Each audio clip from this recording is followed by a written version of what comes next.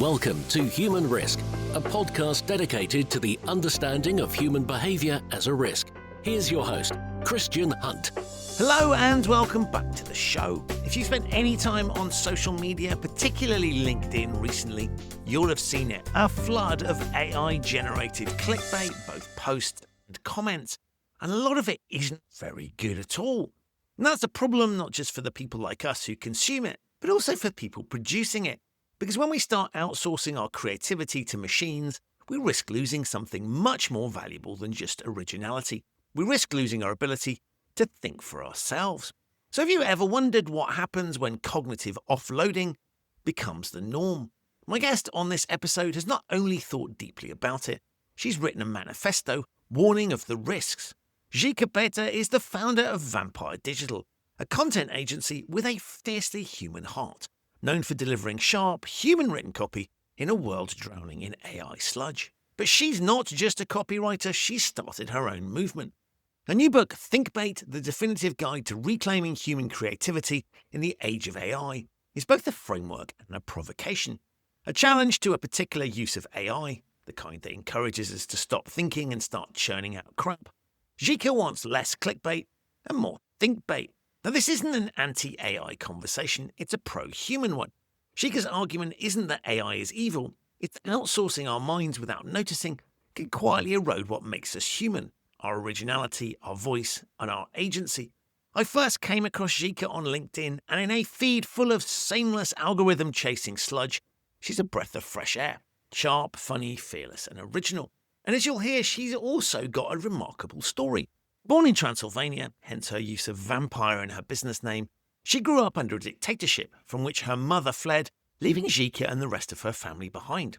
She was once arrested as she escaped an abusive host family when she first arrived in the UK, and has even gone undercover in a brothel, yes, really, to win a journalism scholarship. Her life reads like a novel, and that same resilience, curiosity, and fiercely independent mindset now fuels her critique of clickbait culture and creeping cognitive laziness brought in by generative AI. So in a fascinating discussion, we explore her extraordinary backstory, her discomfort with how generative AI is being used, and why she believes the biggest risk it poses isn't job losses, it's brain atrophy. Along the way, we talk about what it means to write, to think, and to remain human in an increasingly machine-assisted world. If you're someone who writes, thinks, or just wants to preserve a little humanity in your day-to-day work, you are going to love this. It's my discussion with the brilliant Zsike Peter on Thinkbait. Zsike, welcome to the Human Risk Podcast. Hi, thank you so much for having me. It's such a pleasure to have you here because you're somebody, you were a rarity of somebody amazing that I discovered on LinkedIn. I have no idea how I came across you, but boy, am I delighted that I did. To start us off, you have an amazing backstory. Tell us a little bit about growing up and the fantastic story you have, because I think that's a great way of setting the scene for what you do now. Where do we start? 543 years ago. I have to say that as someone from Transylvania, right, the land of vampires, where people always ask me, are there any vampires really in Transylvania? And I always say, not really. I lived there for over 500 years and I haven't met one. But, it's a bad dad joke, really. I had to crack that one. So the story really begins in early 1980s, in 82, when I decided to be born prematurely, but I survived that. So that was the first hurdle to overcome. And yes, my parents are both Hungarian by ethnicity. And due to the borders changing, due to, the Hungarians being on the wrong side of the wall, a lot of Hungarians found themselves displaced. Suddenly they belong to Romania, so the largest province of Romania, Transylvania. And this is Romanians and Hungarians still argue over this, who the land really belongs to. But they are having to live together in a country now called Romania. But the Hungarian area where I was born, the dialect is very traditional, very old, worldly Hungarian, completely different to how the mother country speaks Hungarian. And my father was in the army. He spotted this young girl who was 16 across the road, babysitting, sort of rocking a baby to sleep.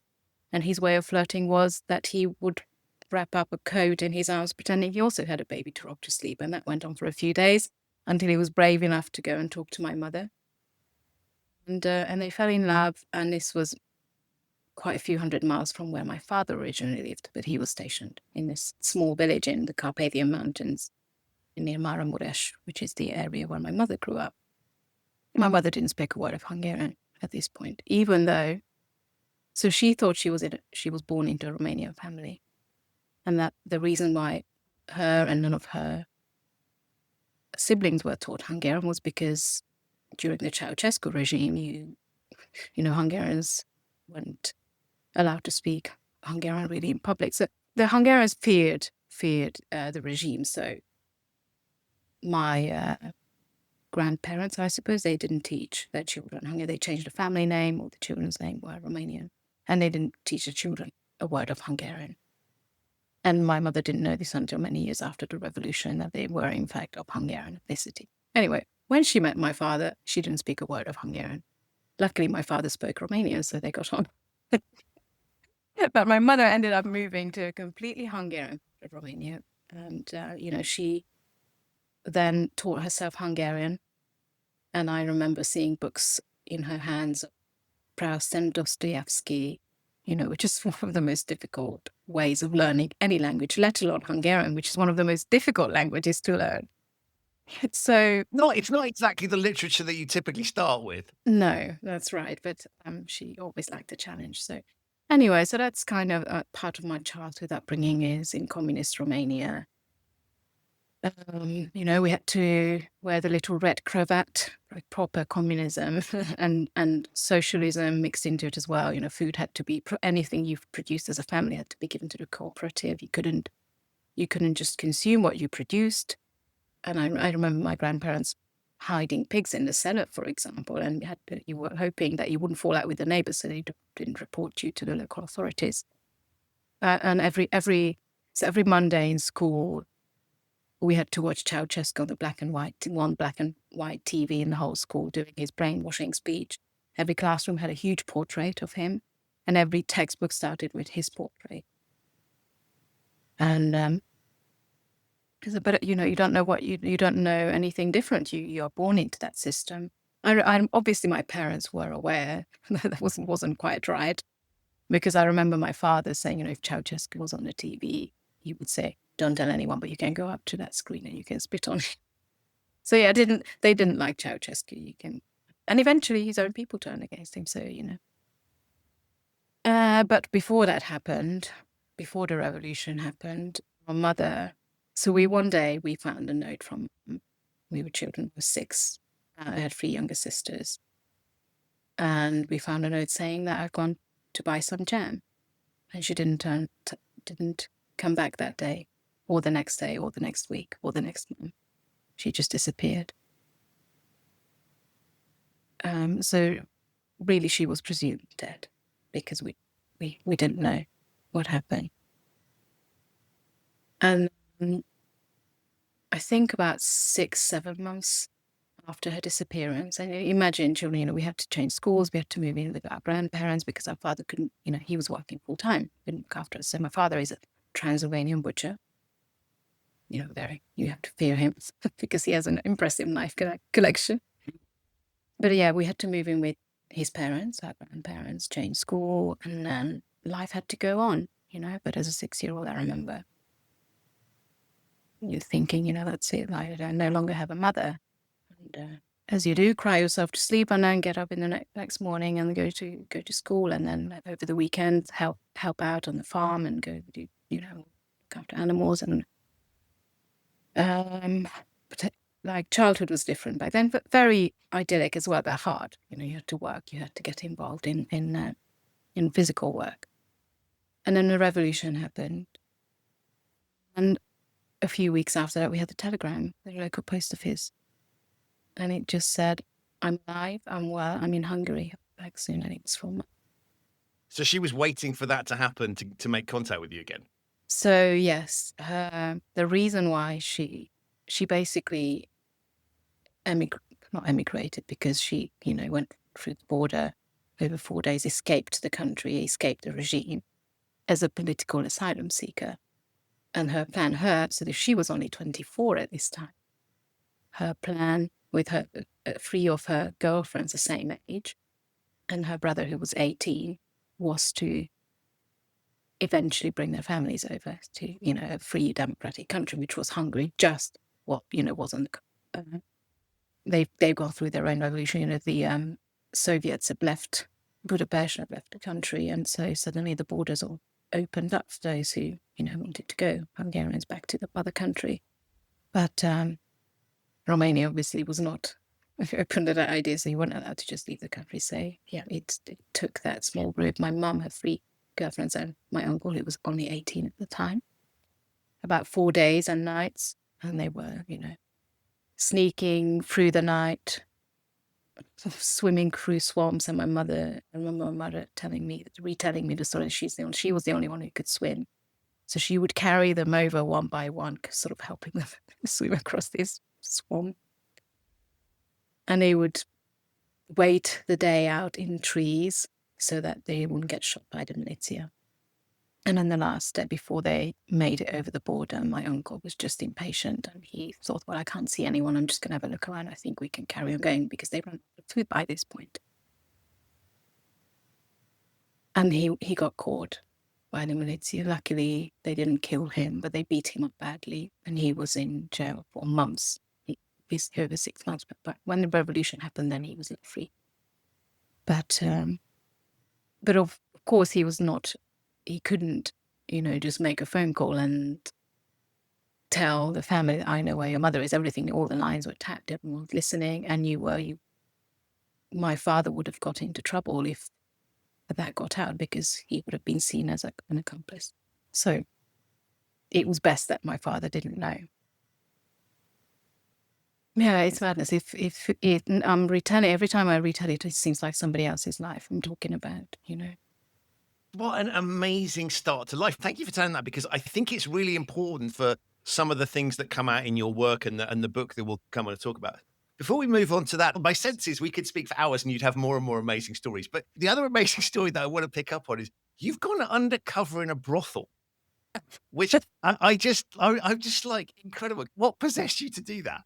Well, being young and reckless and naive is one of the, that's what young people do. But so, I come from a very humble background, and I wanted to go to this specific university in Hungary, which is, you pay some really high fees to get in there. I wanted to study journalism and English teaching, double degree. And the only way was you either have lots of money to pay for the fees, or they would take on each year a small number of students on a scholarship setup. So that's what I was aiming for. And my grades were pretty solid, but I wanted to have my space guaranteed. Each year they announced a journalist competition at the time. I don't know if that university still does it, but at the time that was the case. And if you came in the first 3, then that added extra, points towards your application to be included in the scholarship program.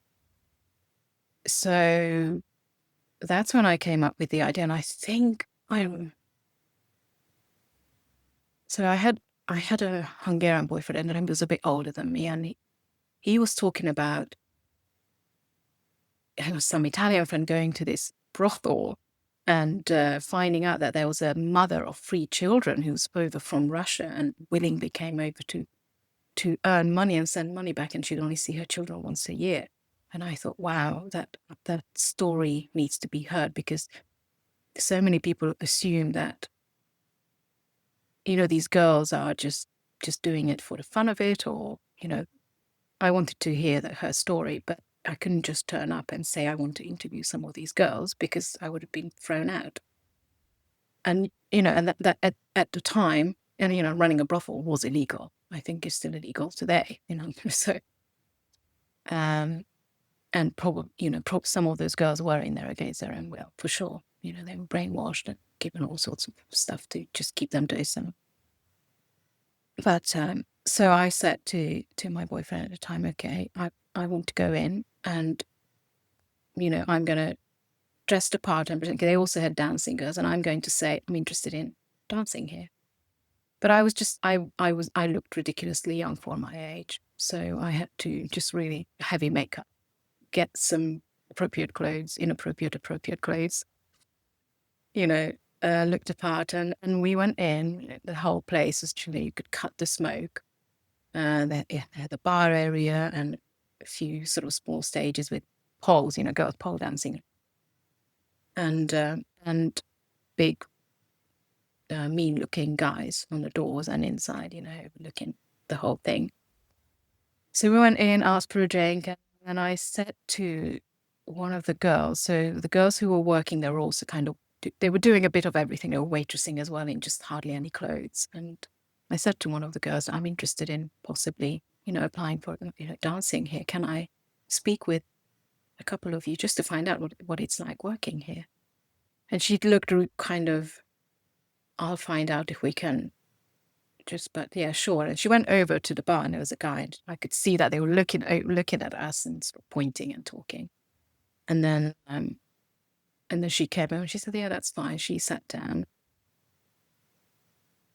And I noticed another girl dancing on the point. I said, what's the deal with the girls? Like, do they just perform here, or is there something else? She said, no, obviously there are some rooms at the back where you can have a private dance, she said.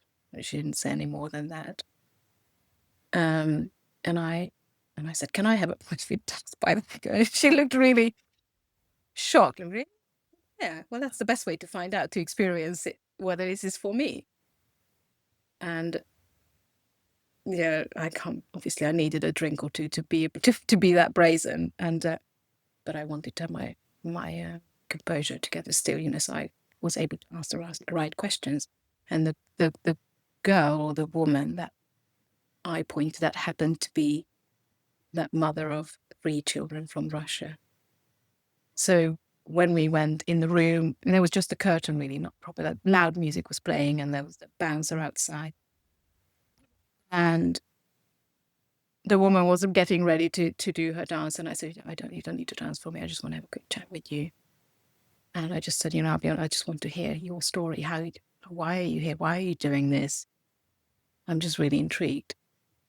And yes, I've got her story that got written up. As we got back to our table, where my boyfriend was waiting, because obviously he didn't come in for the private dance. Wouldn't be private anymore then, yeah. So I sat back down, and then we heard a scream, and another girl ran out, and she had blood down her face, and sort of she was screaming that the man that she was in the room with was demanding something that wasn't agreed, and he was then trying to force her. And this was getting a bit sort of. We basically got up and left then, because it was getting a bit worrisome. So that was the brothel story. Wow. And so I mean, this incredible story that you decide you're going to go and tell, that requires real courage to go do it. You get that story and then go off and study journalism.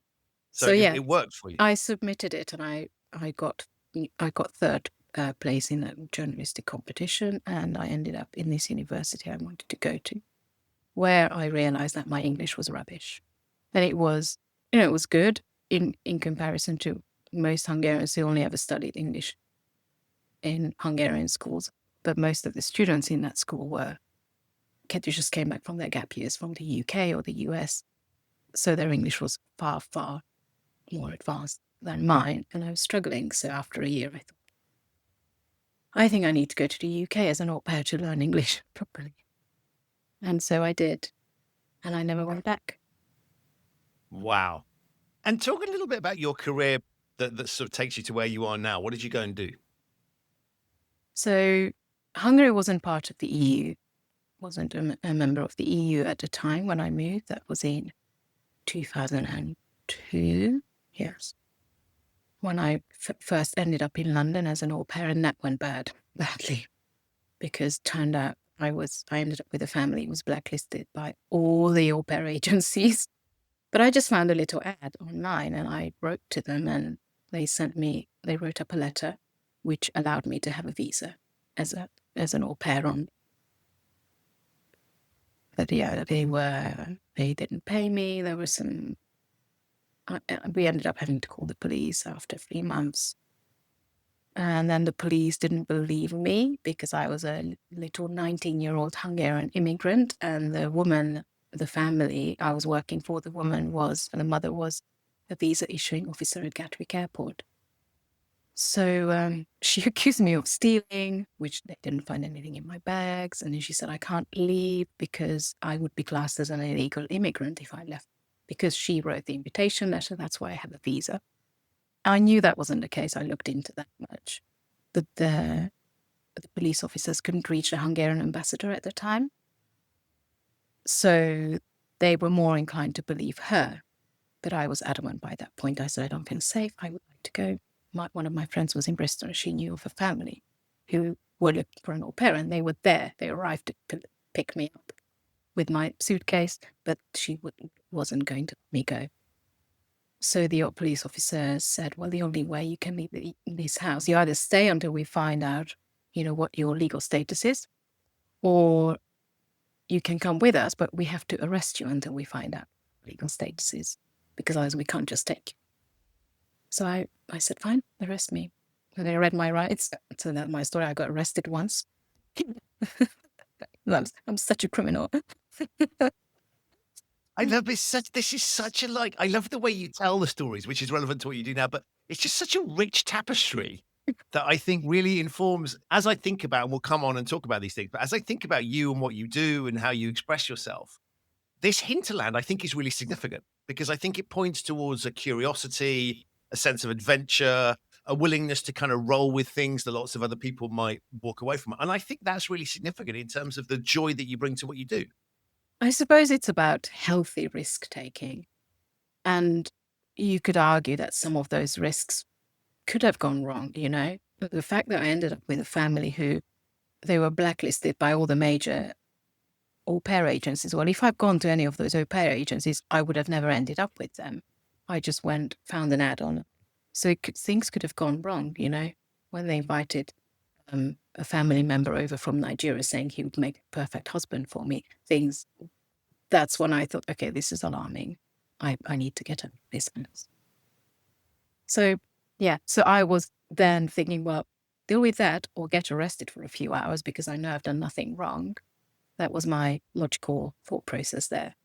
While an old Hungarian friend who came with the family who was going to, take me back to Bristol. That's how I ended up living in Bristol. But my friend from high school, she was sort of giggling, thinking, you're getting arrested right in front of us. This is hilarious. She thought it was so funny. But yeah, obviously an hour later, I was let go because I remember the chief at this police station say when he found out that I was Hungarian, oh, I love Hungarians. Come here. He gave me a big hug. He obviously noticed that I was a bit concerned of what's going to happen. And he said, don't worry, we'll find out what's happening and you'll be fine. And yes, that's where they told me that this family has been reported by numerous au pairs who were mistreated. Most of them only lasted a few days or a couple of weeks. I was the one who lasted 3 months. They never paid any of their au pairs. And wow. And then talk a bit about how did your career progress from there? So I ended up working with another family while I attended college in Bristol. Qualified as a graphic designer at the time. Then I was working part-time in a bank and behind the bar just to keep myself really busy. And then in that pub where I worked, there were a lot of employees coming in from Airbus. That was their local. And they said, well, what are you doing behind the bar? You clearly have something between your ears, which was nice to hear. It was reassuring. And, and I have a journalist pass from before that. So I would talk about my jobs, what I used to do in Hungary. So one day, one of the engineers said, give me your CV, I'll take it in. And I got asked in for an interview. I started as an archivist and sort of worked my way up over the years to PA, executive assistant, then resource manager. Then one of my final roles was international communications manager for their landing gear department. And then I had my daughter, and going back to a job which involved travel and long hours wasn't so appealing, and they wouldn't have me back part-time. they said they needed that the role had to be a full-time role. So then I had to make a decision: go back into another corporate world or start something of my own. So I started retraining in digital marketing, and at the same time, I just set up as a freelance VA just to, and I already had a bit of experience in the self-employed freelance world, because prior to that, for many years, I was working with Bristol City Council as their public service interpreter. So in the hospitals, in some court cases. So I kind of had that experience, but when I tried to get my official qualifications, I failed the Hungarian parts. Not the English parts, no. The Hungarian parts, because they said local language interference, which means I've been here for too long. So I'm more like a bilingual, bye-bye Hungarian at this point. Romanian, most definitely, I was taught up. I still understand it. And if I go back for a month, then it all starts coming back. But you don't use it, you lose it. A bit like our brain when it comes to thinking and writing. And talk a little bit about Vampire Digital, which I just love as a name. So when I started out as a VA, and I was thinking, okay, I'm going to set up, because I really enjoyed content creation for social media, and writing has always been my thing. The idea of starting up a content, initially it wasn't an agency. I just thought I'll be a lone little freelancer minding my own business. I never thought that I would end up with an agency. But I was thinking, well, what could I call it? And I wanted to kind of weave my roots into it, so that it helps with standing out. The name of the game is you stand out with something, and then obviously there has to be substance behind, because otherwise you're just shouting very loudly and not doing anything. But I love about that is obviously if the business is helping other people to promote themselves, right, you've got to be able to demonstrate that you have that skill set. So it's kind of like, it's not only does it matter, right? It's totally significant for what you're doing. Absolutely. You have to, walk the talk, as they say. That's the right saying, isn't it? Yeah. So, but I remember when I went to a couple of BNI meetings, networking. I can't believe I said this out loud. But I did go to a couple of BNI meetings, and I remember, and it was all mostly full of older white gents. Nothing against them, but the ratio and the dynamic felt very skewed. And I remember telling them that I'm thinking of naming my business Vampire Digital, and they all said, nobody will take me seriously. Don't be silly. That nobody will. They won't know what it means, and it will have negative connotations. Vampires. And there was only one guy who used to be an ex-copywriter. He was a wheel writer at the time, and he said, "Go, use all the vampire puns and bad dad jokes you can think of. There are so many fun angles you could take with this." So I just listened to that one guy, and not everyone else, and that's how it came about. So it's now coming up to 7 years, I think. Vampire Digital, it's been going for 7 years. Wow. And just tell us a little bit about the sort of work that you do there. So I'm quite, I feel quite strongly about this now to call it this way, and it's kind of ironic. We produce human written copy, vampire human written copy for other humans, which is not generic. We are very particular with who we work with, and then we go really deep into their industry, their background. So our onboarding interviews are normally up to 3 hours. Oh, wow. Yes, because we really need to understand, we want to understand the client's industry, their target audience, what they're trying to achieve, but also, depending on who the client is and what their background is, we source the best copywriters for them. So, for example, we worked with a couple of recruitment founders from San Francisco. We found a copywriter who was an ex-recruiter. So he just understood that. And the minute I introduced them, those two founders were like, wow, okay, this guy really gets us. I didn't necessarily understand their industry, but because we've got the right copywriter to write their content, it just made such a difference to how those posts sounded. And, it would be the same if we're working for a medtech firm. Some industries, your a standard, a generic copywriter is perfectly suitable because you can still research them, and the long onboarding interview gives us enough ammo to really hyper personalize that content for them. But even then, we don't let that lapse, because you then run out of content ideas. So we have a group WhatsApp chat going for all our clients, and we make sure that they leave random shower thoughts, things that keep them up at night. I say to my clients, whatever, even if it doesn't feel like it's business or work related, something that you're thinking over, or it could be a question that one of your customers asked, it could be an objection that one of your leads has said. We want to cover that, because that's when the reader will think, wow, it's like this person is reading my mind. So that's when it's not written by ChatGPT. I love that. So you're kind of capturing shower thoughts and just random things that are just add the depth and the color that then allow you to bring that human touch. Yes, and there is still structure in terms of content buckets and frameworks, because you want to produce content that is social proof, so client results. You want to produce content that ticks the box for brand awareness, because you will have new people come across it on LinkedIn, for example, where they haven't heard of you yet. They don't know what you do, how you can help them.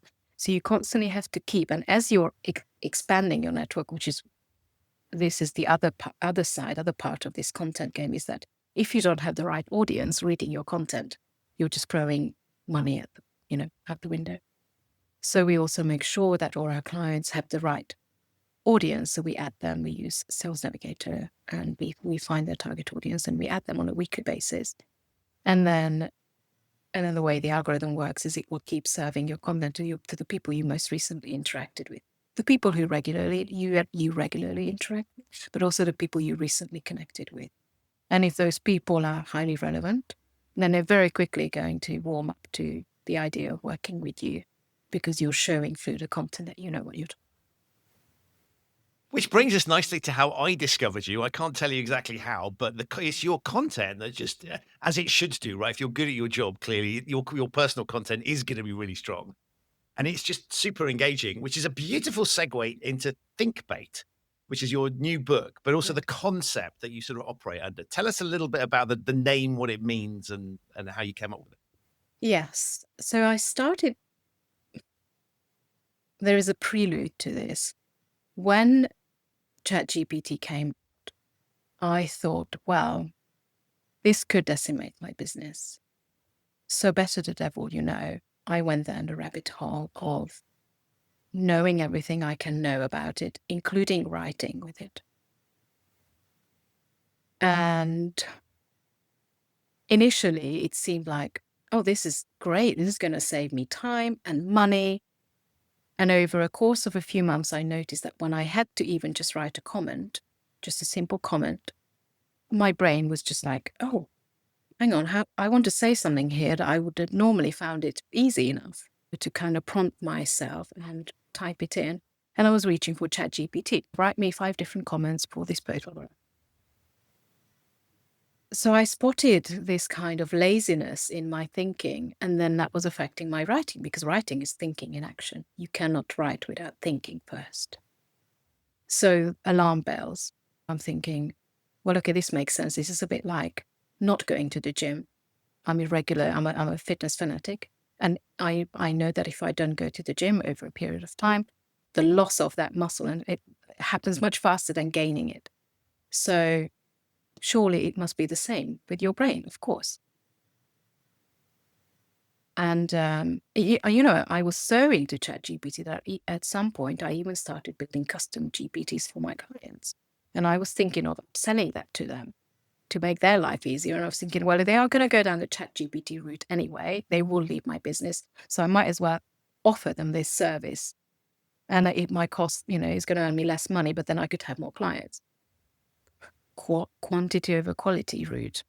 But I was thinking that was my only option. And we have lost clients. A lot of clients have left us for ChatGPT, and I knew that because next week they were posting clearly very ChatGPT original posts, right?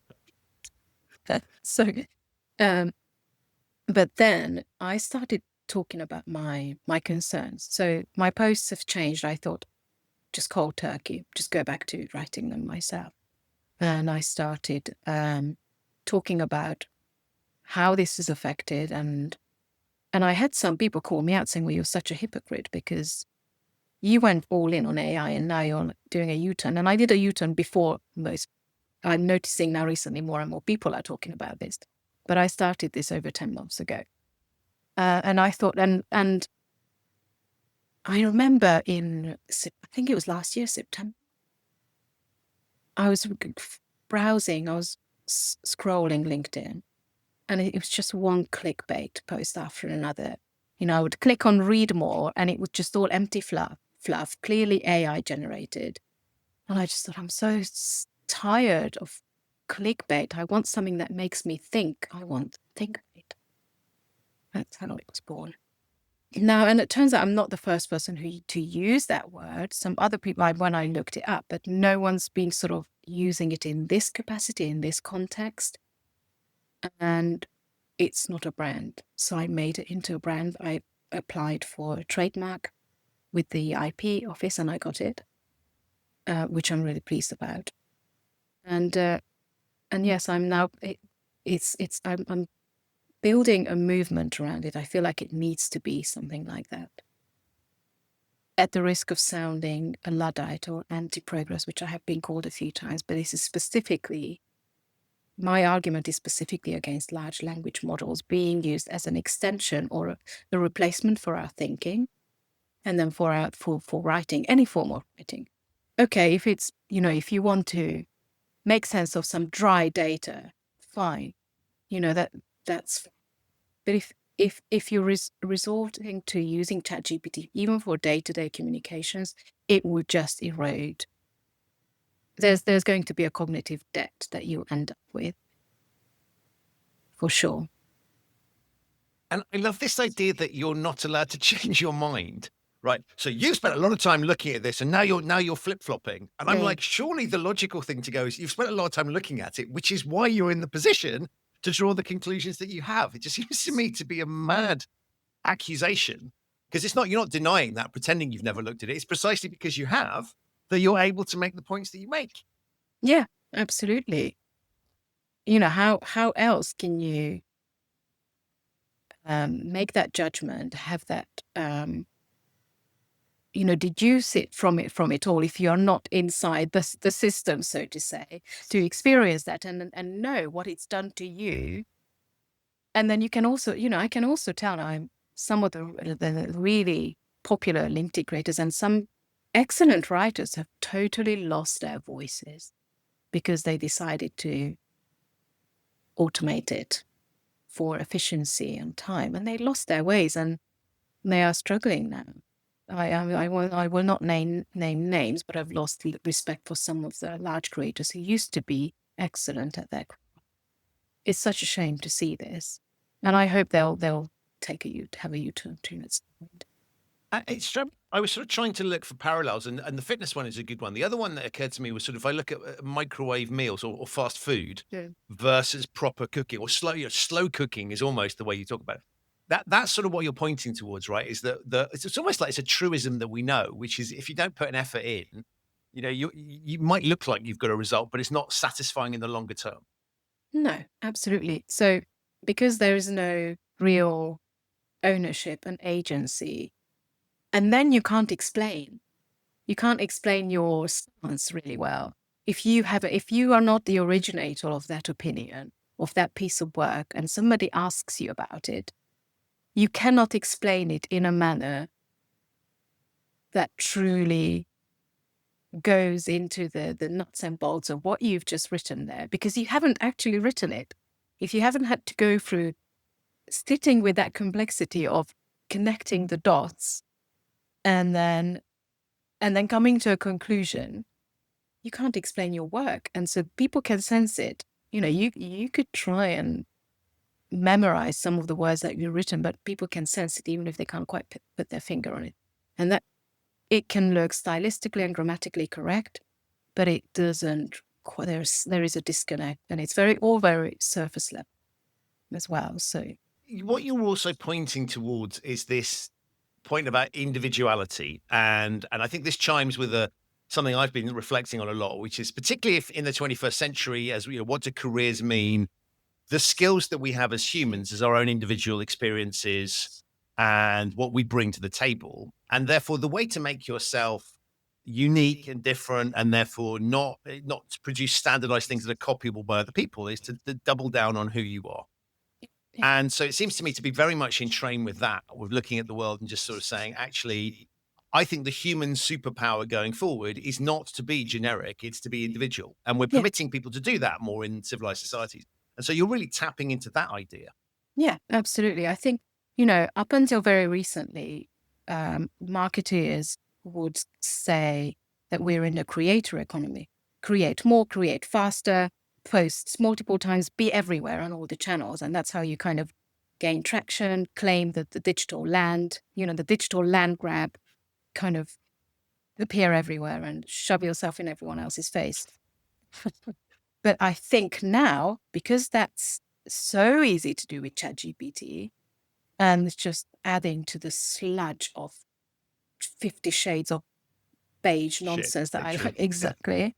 I think now we are entering the age of authentic authorship. That's, I'm calling the age, which is kind of triple A. Not that's a good abbreviation for it, but the age of authentic authorship, where the real you, ChatGPT knows nothing about you unless you feed it with loads of information and then you ask it to spit something out, which even then it still quite won't sound like you. And why would you want to do that anyway? Why would you want to feed everything in? It's almost like uploading your consciousness and your memories to something and then asking it to mirror it back to you. And it does mirror, but it's still not you. And then my next this is a bit of a philosophical question now. Even if large language models get so good that they completely get you and they can mimic how you talk, how you write, like 100% or even better. Just because we can, does it mean we should? Where's the line? Where do we draw the line? How much of our essence are we willing to give over and the act of creating? Because that's part of the human experience, to create, problem solve. That's how we innovate. So are we not just going to stop creating as human beings and we just let the robots do that for us? It just boggles my mind how people are okay with this idea. And so really the gateway of these appalling clickbait posts that you think should be better, it's moved from sort of how to communicate as social media, which was the book I was kind of expecting, into, as you say, this much broader movement about what does it mean to be human in the 21st century, the power of language, and all of these things that you explore. So this is a really rich philosophy that sits behind that very simple trigger point, I guess. Yes, which is why I called it, and we had to kind of have a bit of to and fro with my publisher and because it's not just a framework. So there is real actionable advice and framework in the book, the Think framework, and how to go back to basics and personalize your writing. And it's a muscle that anyone can exercise. But then, yes, beyond that, I would say over half of the book is then a manifesto, a call to arms to really reclaim the creative act of writing and then the very human act of thinking, because this is what's happening here. We are outsourcing our own thinking. When you prompt an LLM to come up with something, you're asking it to do the thinking for you. And where does that lead? And no one can convince me that's going to make you smarter if you keep asking a chatbot to do the thinking for you. How is that making you smarter? It's just I get angry about it as well. No, but you should never. I think, but this is what I love, because you're really passionate about this subject. And I loved the structure that, as I say, I came at it expecting to be told how to write better. And you're absolutely right. That there is that in there, right? How do you think about structuring your thoughts and present things? But then you've got this, philosophical hinterland, I think is how I describe it, sort of the thinking behind it, the manifesto. And I thought that was really interesting, because that's kind of your point as well, is you're giving an explanation as to why this matters. So it's not just sort of throwing out and this again, one of the things that winds me up on LinkedIn are these gurus that tell you how to hack just do this, hack the algorithm. And I've always thought, well, if you just follow their advice, right, and do things that you wouldn't naturally do, then if you succeed, you have no understanding on the basis of which you succeeded. And if you fail, you failed following someone else's crappy plan. Like neither is a good place to be. And so what you've done here is kind of, yes, you've given people the hints and tips and the ideas and the framework, the way to think about the world, but you've explained to them why. And therefore you can look at it and go, I now understand the methodology that I'm being recommended to use. And therefore I don't know, it's just a much richer way of helping people.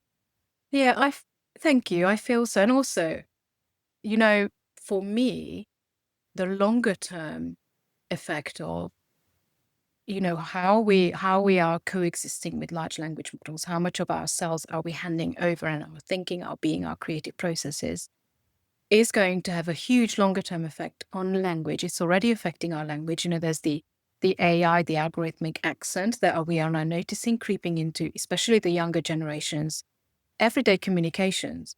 Even apparently this is noticed in sort of chat forums or Reddit and things like that, where people are now using language that ChatGPT uses.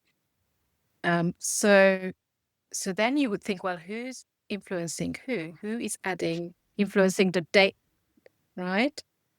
The data. So it's affecting, we are not necessarily affecting the data that large language models are basing their outputs on. What's happening now, even the input is sounding like ChatGPT. So then ChatGPT is cannibalizing itself.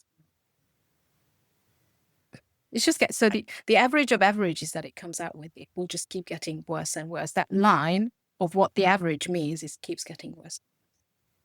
And people always try and find comparisons. It's sort of like they talk about the calculator or whatever, but it strikes me as missing that loop point, because all of these things previously we haven't had that kind of feedback loop. But even if we think about, I don't know, people writing in text speak, if we go back a couple of decades, it's a similar sort of dynamic, except to your point, it's self-reinforcing in a really, really unhelpful way.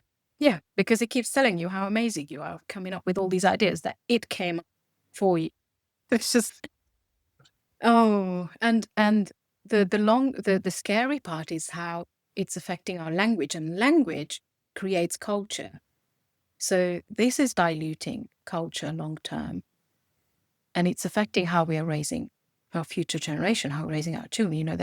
There's a chapter in there about the bedtime story that broke my heart, when my 8-year-old daughter just came out with this question of, Mummy, can we ask ChatGPT to tell me a bedtime story? And it really stopped me in my tracks, thinking, well, I've had a long day, I'm really tired. It could be so easy. It could have been so easy to say, do you know what, just this once, I would just prompt ChatGPT to tell my daughter a bedtime story. And then that once becomes twice a week. And then that becomes over time the norm. So it was really, and also how natural it seemed for her to ask, even though that was the first time she's asked, is because she obviously seen me, summarizing a report or something like that. When I do market research, I will use AI. So there are ethical ways of using AI, and I have a whole chapter about it in the book as well. It's sort of iPad parenting, similar kind of thing. Just give them something, make the problem go away. Yeah, and we know the impact that has. So I love that you're tapping into these sort of, and the bit that I really like was, this isn't you used the term Luddite before, and it would be really easy to characterize you. Go, well, she's anti all of this stuff, right? But that's not the point you're making, because you do say, actually, I don't know, diagnosing disease or something, right? There are certainly use cases that you're not against it in principle. You're just making a very specific point around thinking. absolutely. Yeah. So I work with AI founders who have AI tech companies in education, healthcare, medical care. So I see that some of this technology is literally saving lives and changing lives. I'm all for that. This is not about being against progress, but it's specific. My issue is specifically large language models being available to the general public for whatever they're using it, which is outsourcing their thinking, outsourcing their writing. And you could argue, well, you know what, I'm biased because I'm a writer and that's my business depends on this. Well, fine, but if this is such a great idea, I could have carried on going down the ChatGPT route and just be a content farm and charging next to nothing to clients for creating bland, generic ChatGPT copy that everybody else is doing. Well, how will my clients stand out if their content sounds like everyone else's? You can't expect to produce the average of averages and expect standing results. That's just not going to happen. So I didn't want to. I love this. I love this idea again. So the criticism is, right, you come at this from a particular perspective, right? You're biased. Yeah. But I would also argue that gives you an expertise in the subject.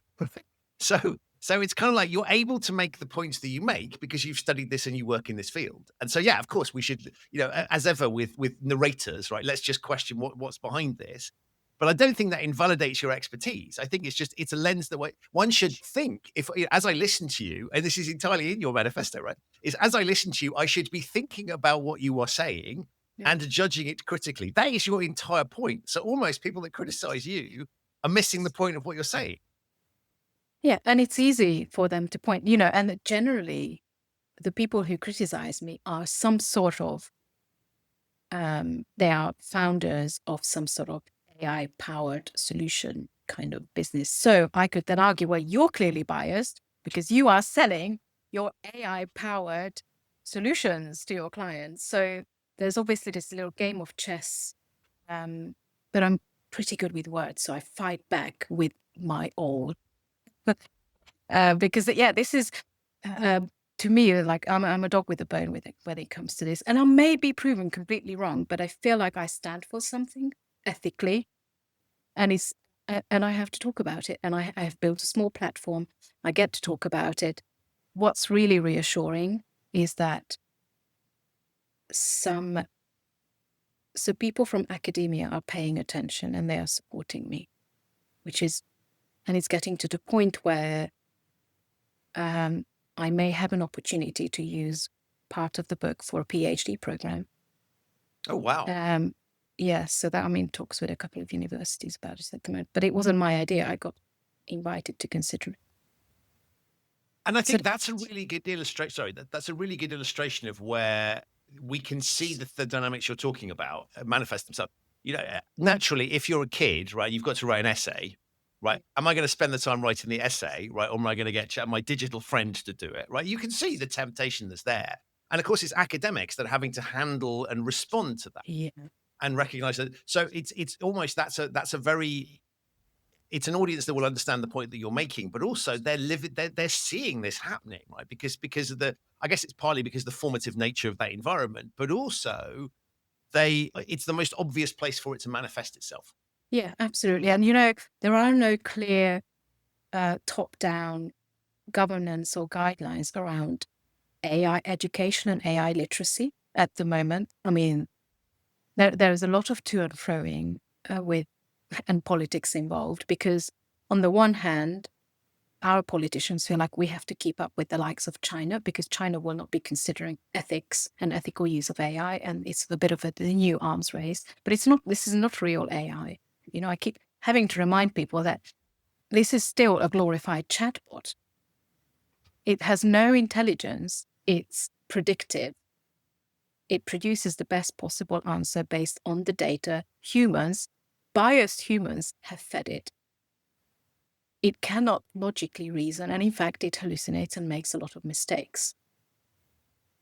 So real AI, artificial general AI, we are still quite a few years off, and I know this from first-hand sources because I work with those clients. A very recent client is an AI researcher at Harvard and MIT. He's a British guy, but he's based in Boston.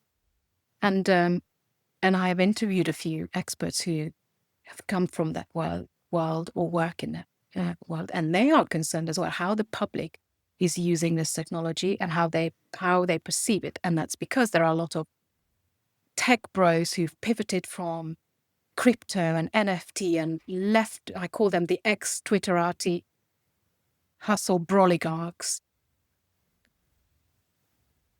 because that's what they do, like NFTs are no longer profitable, therefore they're pivoting to the next latest trendiest hype, and that's currently AI, and they don't know nothing about the industry and the technology. Their knowledge is very surface level, and they just skimming the latest news and then posting about it, therefore positioning themselves as a fake expert. So And I love it when you get passionate about this stuff, right? Because this is your thing, and this is why you're so compelling. But no, I had an interesting experience, which I sort of wanted to highlight to you, because it was the antithesis of you, Zsike, which was somebody that I was exchanging with had used AI to respond to posts, and I read it, and I was like, this is a nonsense comment. So I called them out on it, and they then came back and said, it's my AI that's responded, and I was immediately like, well, what the hell are you doing, getting AI just loose on LinkedIn to respond on your behalf? But he was then trying to justify what the AI would. This is not what the AI was thinking, and I just went, the AI isn't thinking. What are you talking about? exactly. This is just like. But this idea that you would unleash comments in your name, and then have to stand behind them and pretend that they had been based on some deep thought. And I just remember thinking, I mean, at least he's being transparent about it. But I bet there's loads of people that aren't. But I just thought, this idea that you are then trying to put some intellectual logic behind something that's been generated by a machine. Why would you even think about standing behind that, let alone try? I mean, I'm not. It's just so damaging. It's damaging to their brand, and trust is hard to earn, and you can lose it really quickly. And there have been some, even by LinkedIn, there has been some unofficial studies done that show the dwell time, so the time that people spend on just looking at a post, as soon as they can detect that that's AI written, no matter who's written it, whose post is that, people scroll on. They don't really read it. And the only exception is if they're a really large creator, like with hundreds, several hundred thousands of followers, then people want to be seen to be engaging in the comments, because that might draw more interest to their own profile. So even then, it's self-serving, not because they're valuing the content that was written by AI, by the person. So it's super damaging. And then in companies who have gone down the AI route of replacing their customers, so you look at the example of Duolingo or Shopify, they're now having to recruit people back because AI has messed up so badly in some of their with their customer service processes that they have lost customers, and they still needed humans externally to sort out the mess, right? So now they're having to recruit, and then but their reasoning is, oh yes, because AI has helped us so much, and we can now take on more people. Yeah, the people you sacked months ago. It's sad, isn't it?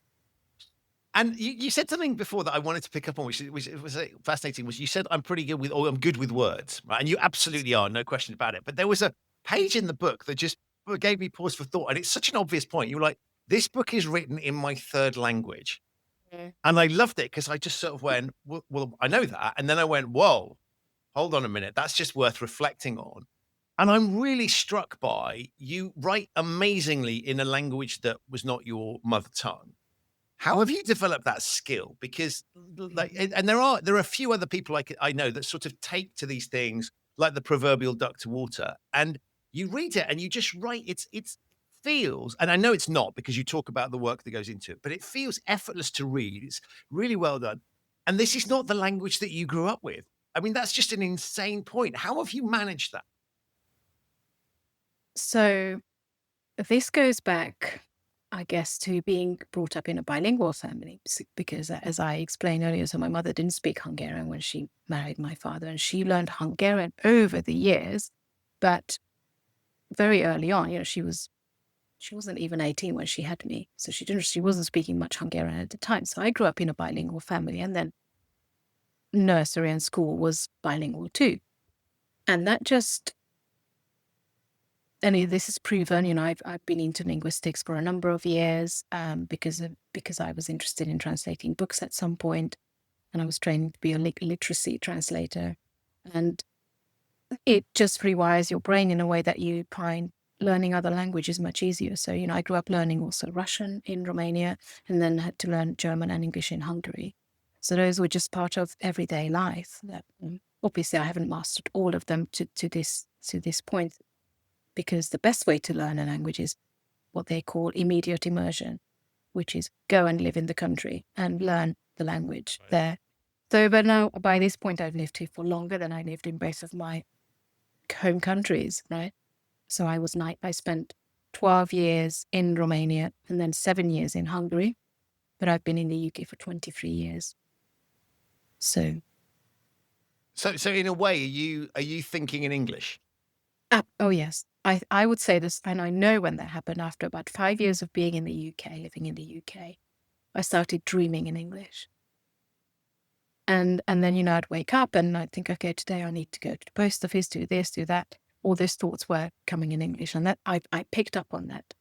And it got to the point where I'd go back to Hungary, visit my family, and I had to think in my head first in English, translate it to Hungarian, and then say what I wanted to say in Hungarian. The switch isn't always effortless. Like my sisters live in the UK, 2 of them, and we mix in quite a few English words in our communications. It's quite funny because there are some words that I never had in my Hungarian vocabulary because I moved when I was 19. But I have it in my English vocabulary, so that goes into the language that we're speaking, and my sisters understand. If I was to say that in Hungary, nobody. So yeah, it's by doing, it's by writing. I try to keep on top of my Hungarian, so I mix in some Hungarian reading, but I don't actively use the language like I use English. So I guess you could say now I got to the point where my mother tongue, British English, has become my main language. But I need to try and I would like to kind of revive my Romanian because it's very Latin sounding, it's very Italian sounding. And then on the back of that, I want to learn Italian. That's on my list of one of the nice things to take on. But anyone can do this, so especially if you've ever learned any strategy games, if you learned to play a musical instrument, then learning languages is much easier because your brain is already pre-wired for that to happen much easier. As I listen to you and read you that, I detect there's a real, I'll use the French phrase because I can't think of an English word, joie de vivre, right? You just seem to relish existence and life and all those very, very human things. And that comes through in the passion that you talk about things, but in the way you write as well. You just strike me as being relentlessly positive, which is one of the reasons I love reading your stuff. Is that a fair depiction? I would say that comes from being relentlessly stubborn, and then I get hyper-focused. So whatever I'm into, I'm into it with 200% in that moment. Sometimes at the detriment of all the other things happening around me. So, that's not always a good thing. But I try to be self-aware of that. But yeah, I guess having some sort of hardship and going through emotional trauma early on, I think that either breaks a person and they end up going down a really dark road for the rest of their lives, or it really kind of chisels a character out of you where you just, I just one thing, next thing, okay, what's the next hurdle? Nothing is really impossible, and it's how we react to situations is just actually a decision. And so if I decided, well, this is not going to get to me and life has to go on, I'm just going to do it. What can I lose? Who's going to tell me no? Well, that's kind of why I think the brothel story is super interesting, right? Because it sort of conventional wisdom would go, don't do that. That seems incredibly dangerous, right? That's very risky. Why do you need to do that? And underpinning all of this stuff is a kind of like, I think I want to do this and I'm going to do it. And I think it's really interesting, but I think it's kind of incredibly powerful and infectious as I listen and read it, because it speaks volumes about, it's a sort of, without wishing to point this politician, but it's a sort of yes, we can approach to life.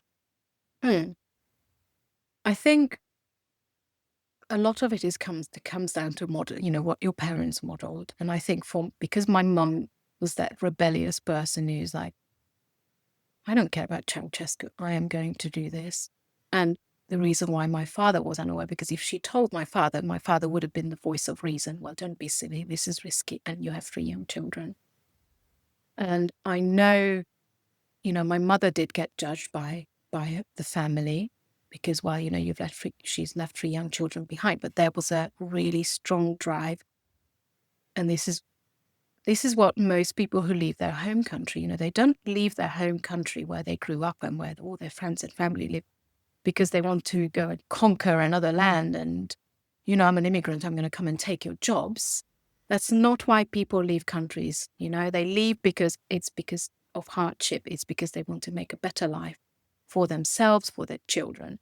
And that's what my mother did. And I guess that's what drives me. I remember but soon after the revolution, Dallas was allowed to be shown on TV. And I remember watching it as a 6-year-old thinking, wow, people live like this. One day I'm out of here. Because literally I was living in the middle of nowhere in a tiny Transylvanian village with just one single dirt road going through it. We had no running water in the house. We had a well, and electricity was intermittent, so we would have paraffin lamps already. And I'd have to walk 5 kilometers every morning to school. And in the winter, that was -30, where your breath would instantly freeze on the back of your scarf, with snow up on either side of the, sort of moved out of the way so you could walk, or we would ice skate on the river that froze over and flooded half of the village. So, yeah, different world, but I think that's what then, if you think, well, I lived that life, which on paper now seems so much more difficult, but you don't know anything, you didn't know anything at the time, anything different. But then I saw Dallas and I thought, oh, people live like that. And there are other countries, there is a whole other world out there. One day I will move. And, if my mother hadn't escaped and my parents hadn't divorced, I'd probably still be living in Transylvania, married to a shepherd with 8 children in the Carpathian Mountains. Well, all I can say to that is thank goodness that didn't happen, because on behalf of the rest of us, right, they get the benefits of your wisdom. I'm delighted that that's not the path that you chose, and that, in fact, the one you've chosen is the one that you're on. I could keep talking to you forever, but we both should probably go and do other things. But before I let you go, remind people what the book is called. And I'm supposed to say where they can get hold of it. I think it's obvious, but we should do that anyway. So tell people about the book and what it's called. So, of course, the title is Thinkbait, and the subtitle is The Definitive Guide to Reclaiming Human Creativity in the Age of AI. And yes, it's a framework and a manifesto with some experts interviewed in there as well. So it's not just me. I wanted it to be a balanced book. And it can be found on thinkbait.co.uk. I'm still working on getting the .com domain name. But yes, and on LinkedIn. So I have all links up on LinkedIn. It can be pre-ordered for now because it's only in a special edition hardback cover. The paperback will be out 31st of July, and it will be in all the major bookstores and Amazon, according to my publisher, which I only recently found out. And wow, that's amazing. I didn't realize I was getting all this. And so, yeah, it's exciting to have a book out. Well, I've got to say congratulations. It's an absolutely fabulous read. It's not exactly what I was expecting. It's way better, and I already had very, very high hopes for it. So thank you for writing it. It's been a pleasure to read. It comes highly recommended. Links to that, obviously, in the show notes, as will be links to your presence on LinkedIn. I encourage people to follow you there because that gives a real sense of who you are. And there's just some great fun stuff. And frankly, in the sewer that is often LinkedIn, you shine as a beacon of how the world could be. So please keep doing what you do there. But above all, I want to say thank you for being such a great guest on the show. Thank you so much. Really enjoyed it. And see you on LinkedIn, hopefully. Definitely. So that's it for this episode of the Human Risk Podcast. My enormous thanks to Zsike for appearing and to you for listening.